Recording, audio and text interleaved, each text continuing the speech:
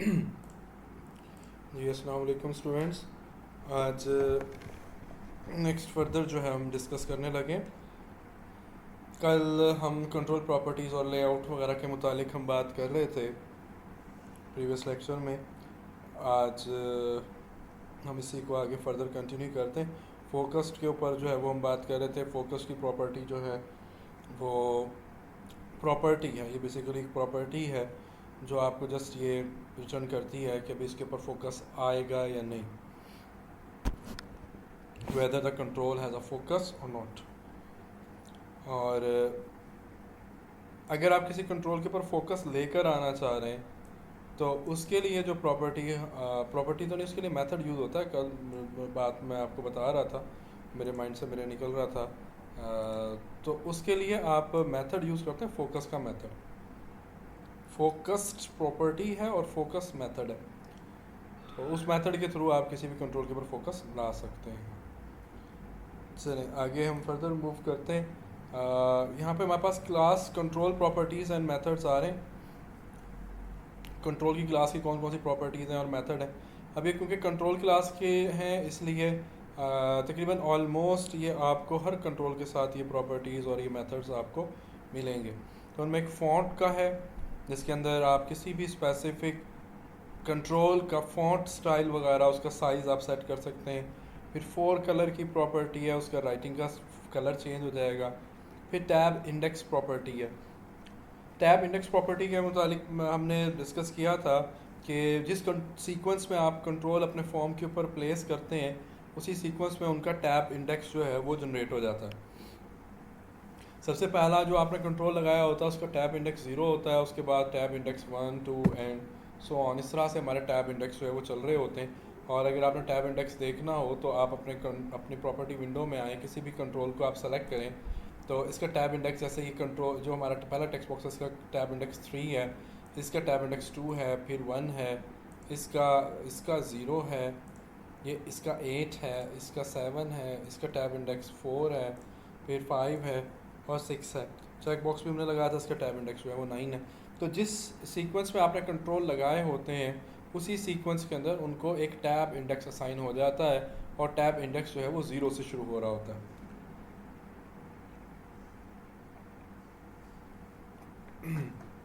और जिस सीक्वेंस में हमारे पास टैब इंडेक्स है, जब आपने अपनी एप्लीकेशन को रन करेंगे तो जो हमारा कर्सर होगा या उसको आप कंट्रोल कह लें वो उसी सीक्वेंस से मूव करेगा जिस सीक्वेंस में हमारा टैब इंडेक्स होगा। अब पहले इसके ऊपर आ रहा है, अब जैसे अगर आप टैब का बटन प्रेस करेंगे तो उसके ऊपर कंट्रोल मूव करेगा जिसका टैब इंडेक्स हमारे पास 1 है, ठीक है। फिर 2 पर, फिर 3 पर। अच्छा, कुछ को हमने डिसेबल किया हुआ है, जैसे ये डिसेबल है उसके ऊपर नहीं आएगा, कंट्रोल नहीं आएगा। फिर ये जो लेबल्स जो है इनके ऊपर भी कंट्रोल नहीं आएगा। तो ये अब आप देख रहे हैं कि किस तरह से कंट्रोल हमारा जो है टैब के साथ हमारा कंट्रोल मूव कर रहा है। तो सबसे पहले मैं इसको समझाने के लिए मज़ीद इसका हम ये जो हमारे पास टेक्स्ट बॉक्स है इसका हम इनेबल्ड ट्रू कर देते हैं। इसका इनेबल्ड हमने कल फॉल्स किया था, इसका हमने इनेबल्ड ट्रू कर दिया। और अब अगर हम चाहते हैं कि सबसे पहले कंट्रोल इसके अंदर आए तो आप इसका टैब इंडेक्स 0 कर दें, ठीक है। टैब इंडेक्स इसका 3 था, मैंने इसका टैब इंडेक्स 0 कर दिया। उसके बाद इसका टैब इंडेक्स मैं 2 के बजाय 1 कर रहा हूँ ताकि सीक्वेंस में हमारा कंट्रोल मूव करे। इसका टैब इंडेक्स हमने 3 कर दिया। वैसे तो इससे हमें रिजल्ट मिलेगा, इसके अंदर हम कंट्रोल नहीं लाना चाहते, लेकिन बहरहाल अगर आप लाना चाह रहे हैं तो आप इसका टैब इंडेक्स 3 करेंगे। इसका टैब इंडेक्स हम 4 कर देते हैं। उसके बाद टैब इंडेक्स जो है वो 5 है, फिर टैब इंडेक्स 6 है। तो हमने इस तरह से टैब इंडेक्स सेट कर दी है। अब सबसे पहले कंट्रोल हमारे पास में होगा, उस ऑब्जेक्ट के अंदर होगा जिसका टैब इंडेक्स 0 था। और मैं टैब दबाऊंगा तो इसका 1 था तो यहाँ पर आ गया। फिर मैं टैब दबा दूँगा तो इसका 2 इंडेक्स था तो इसके अंदर हमारा कंट्रोल जो है वो आ जाएगा। तो अब सीक्वेंस के अंदर हमारा कंट्रोल जो है वो मूव कर रहा है। तो ये हमारे पास टैब इंडेक्स प्रॉपर्टी कहलाती है, टैब इंडेक्स प्रॉपर्टी। अगर आप लेबल वगैरह पे वैसे नहीं होती है क्योंकि हम लेबल पे कंट्रोल आता नहीं है, लेबल इनपुट के लिए यूज़ नहीं होते, बाकी कंट्रोल्स जो हैं वो इनपुट के लिए यूज़ हो रहे होते हैं, इसलिए हम उनका हम टैब इंडेक्स जो है वो सेट कर देते हैं।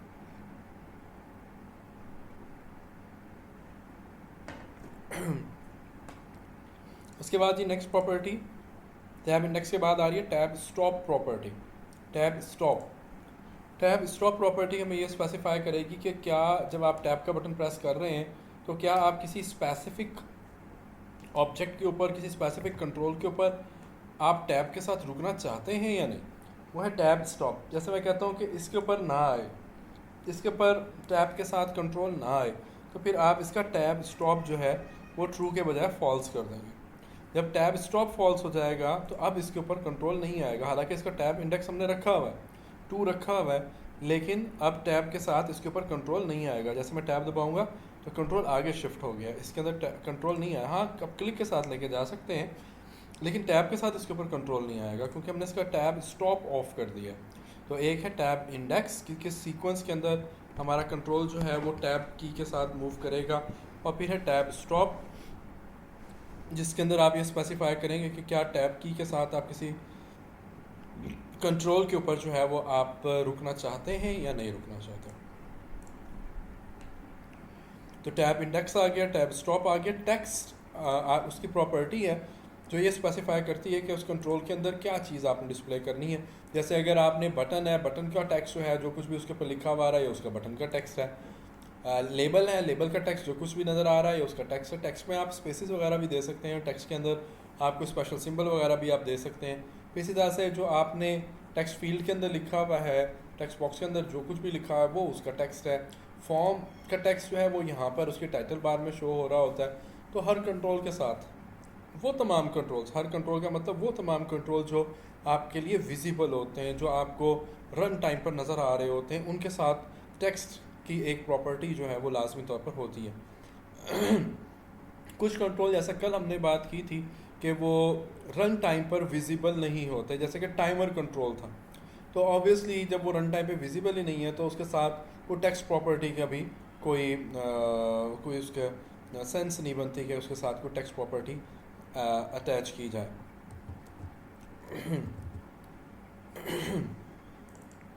देखें, ये टाइमर का मैंने कंट्रोल लगाया, तो टाइमर के कंट्रोल के अंदर बड़ी ही लिमिटेड सी प्रॉपर्टीज़ आ रही हैं। इसकी उतनी प्रॉपर्टीज़ नहीं है जितनी बाकी कंट्रोल्स की हैं। देखें, इतनी सारी प्रॉपर्टीज़ हैं।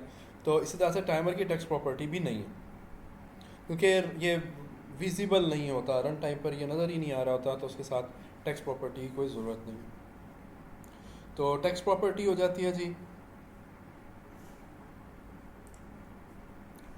फिर विजिबल की प्रॉपर्टी है कि क्या वो कंट्रोल विजिबल होगा या नहीं होगा, रन टाइम पे वो कंट्रोल नज़र आएगा या नहीं आएगा। तो आप उसकी विजिबल की प्रॉपर्टी को ट्रू या फॉल्स कर सकते हैं। अच्छा, ये जो प्रॉपर्टीज़ होती हैं, इन प्रॉपर्टीज़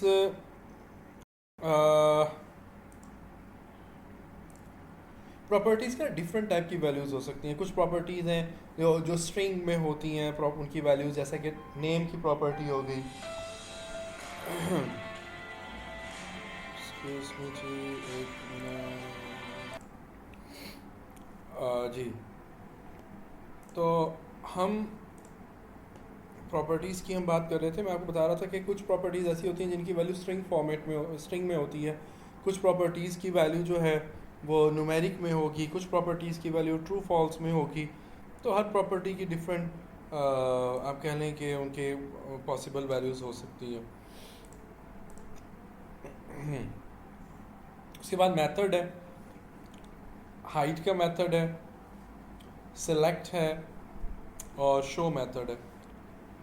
तो मेथड्स में से भी आप किसी को भी यूज़ कर सकते हैं। जैसे आप किसी कंट्रोल को हाइड कराना चाह रहे हैं तो आप उसको हाइड कर लें, रन टाइम पर आप उसको आप हाइड करवा सकते हैं। सेलेक्ट करवाएंगे, उसके ऊपर फोकस आ जाएगा। ये आप शो भी, हाइड और शो एक दूसरे के ऑपोजिट हो जाते हैं। उसके बाद ही वो यहाँ पर आपको टैब इंडेक्स वगैरह के मुतालिक आपको बता रहा है। इनेबल्ड की प्रॉपर्टी के मुतालिक हमने बात की थी, वो आ रही है। इसके अलावा एंकरिंग एंड डॉकिंग है। चलो एंकरिंग एंड डॉकिंग को भी हम देख लेते हैं कि ये क्या होती है। एंकरिंग एंड डॉकिंग हम यूज़ करते हैं कि जैसे अब अगर हमारे पास, चलो मैं एक फॉर्म 2 के ऊपर आपको बात समझाता हूँ, क्योंकि फॉर्म 2 हमारा जो है वो ऑलमोस्ट ब्लैंक पड़ा हुआ है। मैं इसके ऊपर एक कंट्रोल लगा रहा हूँ, मैंने उसके ऊपर एक कंट्रोल लगा दिया। और अगर आप इसकी एंकर की प्रॉपर्टी को अगर अभी आप फ़िलहाल चेक करें तो एंकर की प्रॉपर्टी टॉप लेफ़्ट है, टॉप लेफ़्ट। इसका मतलब ये है कि ये कंट्रोल अपनी टॉप और लेफ़्ट जो डिस्टेंस है उसको मेंटेन रखेगा। फॉर्म 2 से हमने एप्लीकेशन को रन करना है, तो उसका मैंने तरीका कल आपको बताया था। सोल्यूशन एक्सप्लोरर में आएंगे program.cs फाइल के अंदर, और यहाँ पर हम फॉर्म 1 वाली लाइन को कमेंट कर देते हैं और इसका कमेंट हम ख़त्म कर देते हैं। तो ये जो बटन मैंने आपको लगाया, ये बटन टॉप लेफ़्ट के साथ हमने इसको एंकर कर दिया है। तो इसका मतलब यह है कि ये बटन आप टॉप लेफ़्ट के साथ अपने डिस्टेंस को मेंटेन रखेगा। फॉर्म का साइज़ बढ़ रहा है, कम हो रहा है, लेकिन इसका जो डिस्टेंस टॉप और लेफ़्ट के साथ था वो उस पर कोई फ़र्क नहीं पड़ रहा। ठीक है, उसके ऊपर कोई फ़र्क नहीं पड़ रहा अगर आपने इसको टॉप लेफ़्ट के साथ एंकर किया हुआ है। हाँ, अगर आप इस कंट्रोल को एंकर कर दें, फॉर एग्जांपल मैं इसको एंकर करा देता हूँ टॉप लेफ़्ट की बजाय, टॉप लेफ़्ट को मैं ऑफ़ कर रहा हूँ, मैं इसको राइट बॉटम के साथ एंकर करा देता हूँ, राइट एंड बॉटम। और अब हम अपनी एप्लीकेशन को रन करते हैं।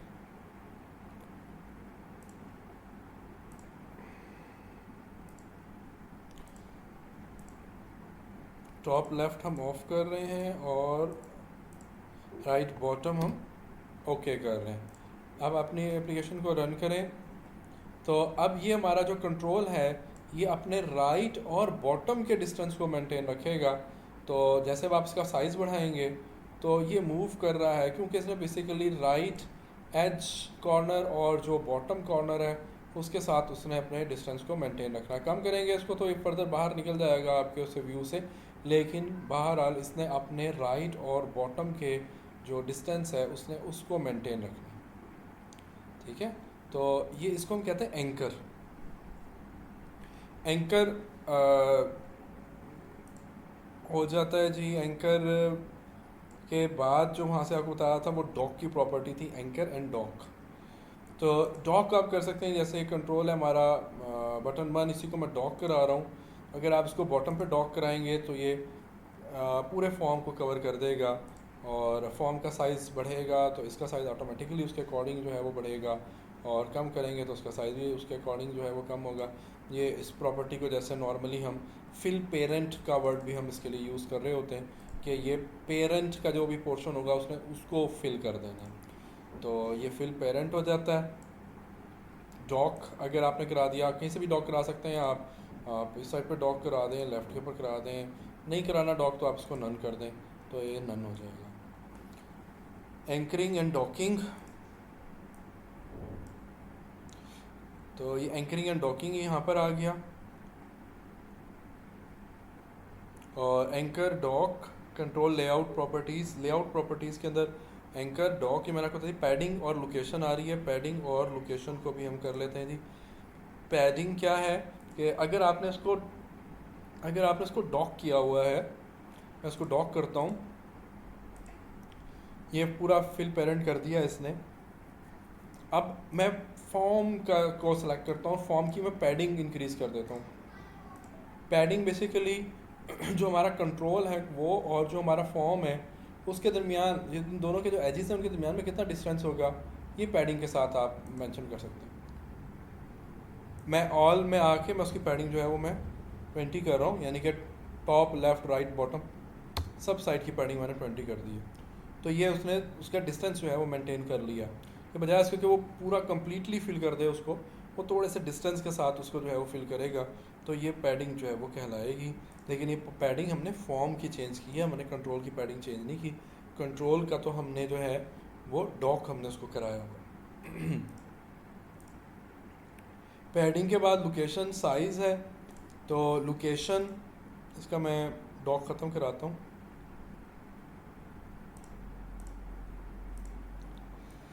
अच्छा, उसके बाद लोकेशन आ जाती है। तो लोकेशन तो बड़ी सिंपल सी है कि आपने उसको फॉर्म के ऊपर कहाँ पर प्लेस करना है, तो ये उसकी लोकेशन की प्रॉपर्टी आ जाती है।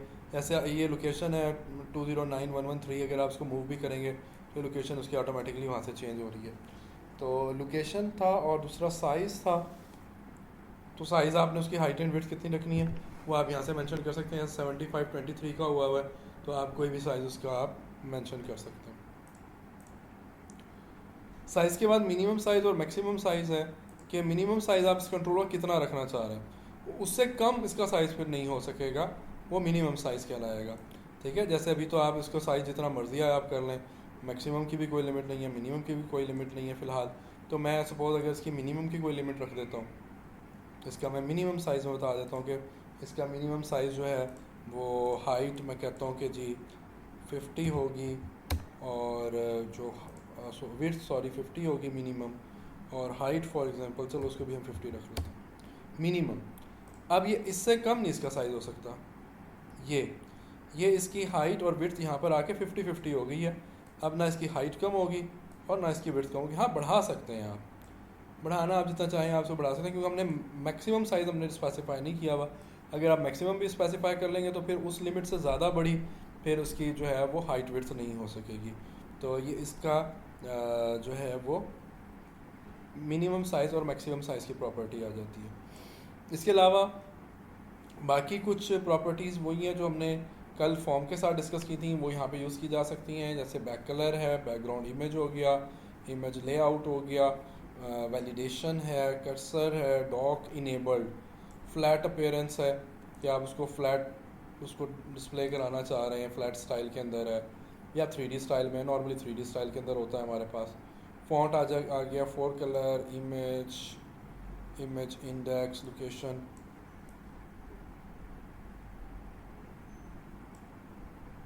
हाँ जी, ये तकरीबन ऑलमोस्ट प्रॉपर्टीज़ जो है वो हमने वही वाली जो फॉर्म के साथ की थी वही इसके साथ यूज़ हो जाती हैं।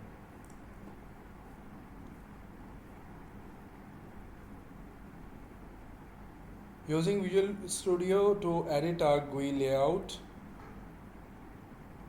वो अलाइनमेंट वगैरह के मुतालिक यहाँ पे बता रहा है कि वो स्नैप लाइंस जो हैं वो आ जाती हैं। जैसे अगर आपने 2 कंट्रोल्स लगाए हुए हैं, 2 से ज़्यादा कंट्रोल्स हैं, तो जब आप किसी को मूव कर रहे होते हैं तो ये लाइंस जो आपको शो हो रही हैं ये स्नैप लाइंस हैं, जिससे आपको अलाइनमेंट वगैरह का पता लग रहा होता है कि ये कंट्रोल जो आपने लगाया है ये उनकी अलाइनमेंट वगैरह बराबर है या नहीं है। तो यहाँ से आपको ये उनकी अलाइनमेंट, उनके एजेस से आपको पता लग रहा होता है। उसके बाद हमारे पास है जी labels, text boxes and buttons. तो लेबल्स के मुतालिक हमने कल भी बात की थी कि लेबल जो है वो हमारे पास जस्ट मैसेज वगैरह, या अगर आप शो करवाना चाह रहे हैं कोई इमेजेस वगैरह तो उसके लिए हम लेबल्स को यूज़ कर रहे होते हैं। इसके थ्रू हम इनपुट नहीं ले रहे होते, या इनपुट के लिए यूज़ नहीं हो रहे होते। और टेक्स्ट बॉक्सेस जो हैं वो इनपुट के लिए यूज़ हो रहे होते हैं, और बटन्स जो हैं वो भी ऑब्वियसली इनपुट के लिए यूज़ हो रहे होते हैं कि यूज़र उनको क्लिक कर रहा होता है और डिफरेंट इवेंट्स जो है वो ट्रिगर कर रहा होता है। तो लेबल के मुतालिक वो आपको बता रहा है कि इन्फॉर्मेशन ये प्रोवाइड कर रहे होते हैं। नॉर्मली हम इनके थ्रू हम इनपुट ले नहीं रहे होते हैं। नॉर्मली लेना चाहें किसी स्पेसिफिक सिनेरियो के अंदर, किसी स्पेसिफिक केस के अंदर आप ले भी सकते हैं, अदरवाइज करते नहीं हैं। जैसे यहाँ पे बता भी रहा है, the label display the text that the user can not directly modify. ठीक है, लेकिन अगर आप प्रोग्रामेटिकली उसको टेक्स्ट को चेंज करना चाहें तो आप प्रोग्रामेटिकली टेक्स्ट ऑब्वियसली आप उसका चेंज कर सकते हैं। Labels text can be change programmatically. ठीक है, वही बात आ गई, by modifying the labels text property. आप प्रोग्रामेटिकली चेंज करना चाहें तो आप चेंज कर लें, वरना अदरवाइज नॉर्मली आप यूज़र से उसके अंदर इनपुट ले नहीं रहे होते। लेबल्स के अंदर आप इनपुट यूज़र से नहीं ले रहे होते। उसके बाद इसकी जो प्रॉपर्टीज आ रही हैं उसके अंदर फॉन्ट है, टेक्स्ट है और टेक्स्ट अलाइन है। Font, text and text align, तो जी इसको देख लेते हैं हम। ये लेबल है, तो फ़ॉन्ट की प्रॉपर्टी तो हो जाती है कि जी आपने उसका फ़ॉन्ट क्या रखना है, उसका स्टाइल, साइज़ वगैरह, तो ये फ़ॉन्ट हो जाएगा। फ़ॉन्ट है, टेक्स्ट है, ये उसके अंदर लिखा हुआ क्या आएगा, ये उसका टेक्स्ट हो जाएगा। फिर है टेक्स्ट अलाइन, कि आप उसका टेक्स्ट कहाँ पर अलाइन कराना चाह रहे हैं। किसी भी साइट पर आप उसका टेक्स्ट अलाइन करा सकते हैं, लेकिन इसके लिए आपका जो लेबल है उसका लेबल का साइज़ जो है वो बड़ा होना चाहिए, और उसी के साथ ही आप ये काम कर सकेंगे।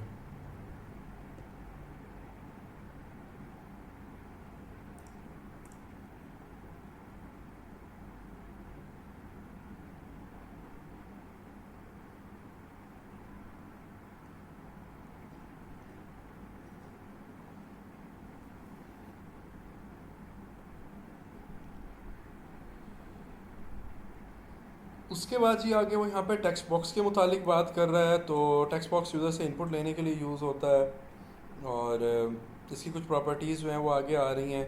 एक्सेप्ट रिटर्न है, मल्टी लाइन, रीड ओनली।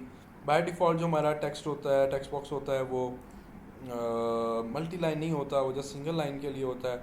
तो अगर आप इसको मल्टी लाइन करना चाह रहे हैं तो आप इसको सेलेक्ट करेंगे और यहाँ से मल्टी लाइन इसकी प्रॉपर्टी होगी, मल्टी लाइन में आप आ जाएं। बाय डिफ़ॉल्ट ये फॉल्स है तो आप इसको ट्रू कर लेंगे। तो अब आप इसके अंदर मल्टीपल लाइंस के अंदर आप इनपुट ले सकते हैं। अब इसकी हाइट बढ़ जाएगी। अदरवाइज़ जो नॉर्मल हमारे टेक्स्ट बॉक्सेस जो होते हैं इनकी हाइट आप नहीं बढ़ा सकते। जब वो मल्टी लाइन हो जाएगा तो अब आप इसकी हाइट बढ़ा सकते हैं और अब आप यूज़र से इसके अंदर मल्टी लाइन के अंदर आप इनपुट ले सकते हैं। और जब मल्टी लाइन इनपुट हो जाएगी तो फिर आप इसका एक्सेप्ट रिटर्न और एक्सेप्ट टैब इसको आप ट्रू कर सकते हैं। एक्सेप्ट रिटर्न का मतलब ये होगा कि जब आप एंटर की प्रेस करेंगे इस टेक्स्ट फील्ड के अंदर तो वो न्यू लाइन पर चला जाएगा कर्सर। तो मैं इसको यहाँ पे ट्रू कर देता हूँ। अब अगर आप अपनी एप्लीकेशन को रन करते हैं,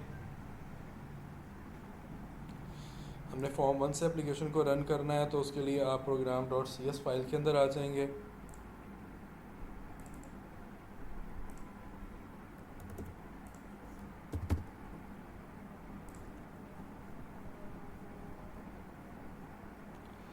तो ये हमारे पास अब टेक्स्ट फील्ड है।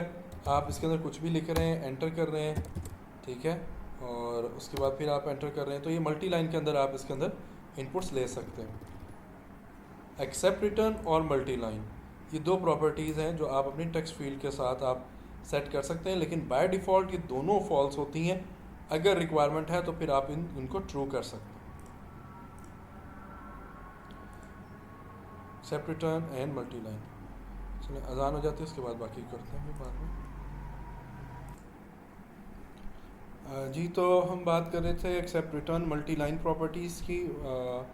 टेक्स्ट बॉक्स के साथ रीड ओनली भी आप उसको बना सकते हैं, तो आप उसको आप एडिट नहीं कर सकेंगे और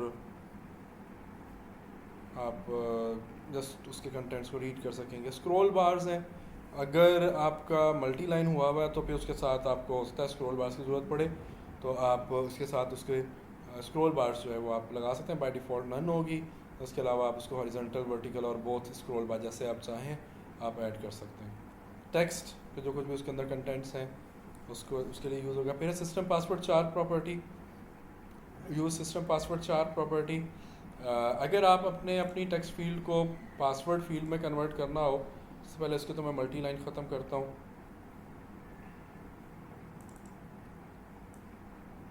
तो अगर आपने अपनी टेक्स्ट फील्ड को पासवर्ड फील्ड में कन्वर्ट करना हो तो फिर आप उसके लिए यूज़ सिस्टम पासवर्ड 4 को जो है वो आप यूज़ कर सकते हैं। उसको मैंने ट्रू कर दिया। अब आप इसको एप्लीकेशन को रन करें तो ये जो फर्स्ट फील्ड है इसके अंदर आप जो कुछ भी लिखेंगे वो आपका सिस्टम पासवर्ड 4 के तौर पर यहाँ पर रिप्रेजेंट हो जाएगा। एक और प्रॉपर्टी होती है पासवर्ड 4 की प्रॉपर्टी है, एक है सिस्टम पासवर्ड 4, एक है पासवर्ड 4। तो अगर आप इसको फॉल्स करते हैं और पासवर्ड 4 यहाँ पे आप कुछ भी लगा दें, जैसे फॉर एग्जांपल अगर मैं स्टैरिक लगा रहा हूँ तो अब आप जो कुछ भी लिखेंगे वो यहाँ पर एज अ स्टैरिक जो है वो रिप्रेजेंट हो रहा होगा। यूज सिस्टम पासवर्ड 4 में ये स्टैरिक आ रहा है, तो यूज सिस्टम पासवर्ड 4 में जो आपके सिस्टम आपका जो पासवर्ड 4 यूज़ कर रहा है, पासवर्ड करैक्टर यूज़ कर रहा है, वो आपका डिस्प्ले होगा यूज़ सिस्टम पासवर्ड 4 में। और अगर आप जस्ट सिंपल जो है वो पासवर्ड 4 यूज़ करते हैं तो वो पासवर्ड 4 में आप जो कुछ भी लगाएंगे वो वहाँ पर as a password character display हो रहा होगा।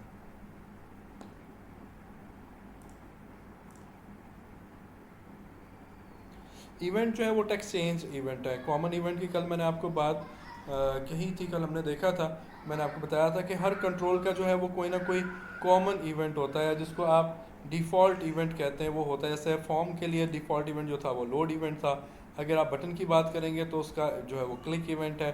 चेक बॉक्स के लिए हमने देखा था कि चेक्ड चेंज का इवेंट था। और टेक्स्ट बॉक्स के लिए जो उसका कॉमन इवेंट होता है वो उसका टेक्स्ट चेंज इवेंट है, टेक्स्ट चेंज्ड।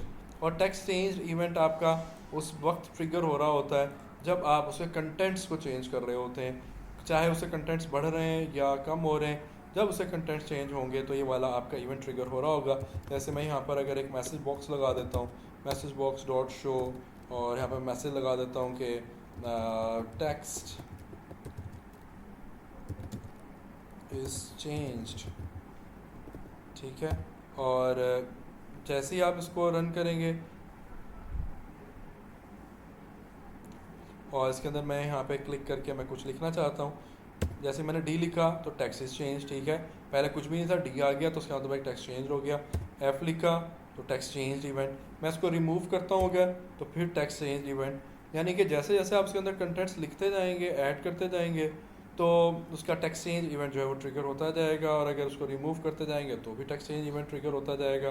तो ये इसका कॉमन इवेंट है या उसका डिफ़ॉल्ट इवेंट है। कल भी मैंने आपको ये कहा था कि आपको पता होना चाहिए कि जितने भी कॉमन कंट्रोल्स हैं उन सब के जो कॉमन इवेंट्स हैं, एक एक इवेंट ही है कॉमन, वैसे तो बहुत सारे हैं लेकिन कॉमन इवेंट जो है वो एक ही है। तो वो आपको जो है वो लाजमी तौर पर पता होने चाहिए। अब कोई मुश्किल बात नहीं है, आप बस सिंपल सा काम करेंगे। कल भी मैंने बताया था कि आपने कंट्रोल प्लेस करना है। जैसे फॉर एग्जांपल हम देखना चाह रहे हैं कि लिंक लेबल है, इसका क्या है, तो आप उसके ऊपर क्लिक करें, उसको आपने फॉर्म के ऊपर प्लेस कर लिया, डबल क्लिक कर देंगे तो आपको उसके डिफ़ॉल्ट या कॉमन इवेंट के अंदर ले जाएगा जो कि लिंक क्लिक्ड का है। तो आप इस तरह से आपने अपने कम अज़ कम ये जो आपके कॉमन कंट्रोल्स हैं इन सब के आपको डिफ़ॉल्ट इवेंट्स पता होने चाहिए। इसके बाद ये बटन की प्रॉपर्टीज़ और इवेंट्स आ रहे हैं, इसको हम नेक्स्ट वीडियो में मेरे ख्याल से मैं इसको डाल लूँ तो ठीक रहेगा, या चलें इसी के अंदर ही हम डिस्कस कर लेते हैं। बटन का जो है वो टेक्स्ट है, तो टेक्स्ट को भी हमने देख लिया, जो कुछ भी उसके ऊपर डिस्प्ले हो रहा होगा वो उसका टेक्स्ट है। उसका फ्लैट स्टाइल है कि आप उसके पेरेंट्स को अगर आप जस्ट चेंज करना चाह रहे हैं तो आप उसके पेरेंट्स को चेंज कर सकते हैं। फ्लैट स्टाइल भी हमने बात की थी, फ्लैट हो जाएगा, तो ये बिल्कुल फ्लैट स्टाइल है। बटन है उसी तरह से काम ज़रूर करेगा, लेकिन नॉर्मल जो बटन्स होते हैं वो 3D स्टाइल में होते हैं। जब आप उसके ऊपर क्लिक करते हैं तो वो ऐसा लगता है जैसे प्रेस हो रहे हैं, आपको ये फीलिंग आती है, लेकिन ये आपका एक फ़्लैट स्टाइल का जो है वो बटन है। तो आप उसका फ्लैट स्टाइल आप उसको ट्रू कर सकते हैं। उसके बाद कॉमन इवेंट इसका जो है वो क्लिक ही है। अगर किसी और इवेंट पे काम करना हो तो आप प्रॉपर्टी विंडो से जाके आप उसके इवेंट को आप चेंज कर सकते हैं। एक एग्जांपल आपको दे रहा है, बड़ी सिंपल सी एग्जांपल है। जो कुछ भी उसने इस फील्ड के अंदर लिखा है, जब बटन पे क्लिक कर रहा है तो वो सारा कुछ जो है वो लेबल के अंदर डिस्प्ले करा रहा है, ठीक है। तो ये ऐसी सिंपल सी आप एप्लीकेशन बना के आप उसके ऊपर आप जो है वो काम कर सकते हैं। ग्रुप बॉक्स एंड पैनल्स को हम नेक्स्ट वीडियो के अंदर जो है वो रखते हैं। तो अभी तक के लिए इतना ही, बाकी फिर इंशाल्लाह नेक्स्ट लेक्चर के अंदर हम डिस्कस करेंगे। अल्लाह हाफ़िज़।